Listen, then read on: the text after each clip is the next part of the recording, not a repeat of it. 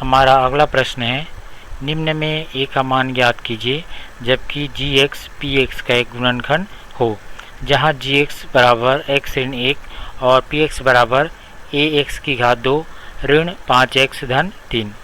तो गुणनखंड प्रमेय से हम जानते हैं जी एक्स पी एक्स का एक गुणनखंड तभी होगा जब शेषफल पी ऑफ ए शून्य के बराबर हो, जहाँ ए भाजक जी एक्स का शून्यक है।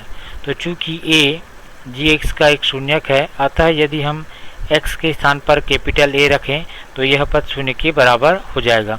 इसलिए हम इसे इस प्रकार से लिख सकते हैं, कैपिटल ए ऋण 1 बराबर 0।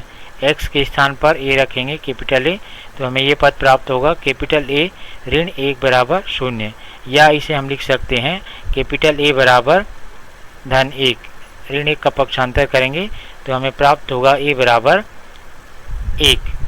चूँकि शेषफल पी ए बराबर 0 है, तो यहाँ पर हम ए के स्थान पर मान रख देंगे 1, तो हमें शेषफल पी 1 बराबर 0 प्राप्त होगा।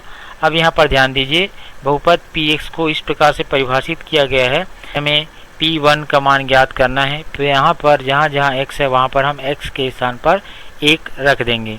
तो हमें x के स्थान पर 1 रखने पर हमें अगला पद प्राप्त होगा, a कोष्टक में 1 की घात 2 ऋण 5 कोष्टक में 1 धन 3 बराबर 0। अब इसे और आगे सरल करेंगे तो यहाँ पर ध्यान दीजिए, 1 का वर्ग करने पर हमें 1 ही मिलेगा और उस 1 का a से गुणा करने पर हमें यहाँ पर a प्राप्त होगा। इसके बाद ऋण 5 का यदि हम 1 से गुणा करें तो हमें ऋण 5 प्राप्त होगा और ये धन 3। तो इस प्रकार से इस पद को जब हमने सरल किया तो हमें प्राप्त हुआ a ऋण 5 धन 3 बराबर 0।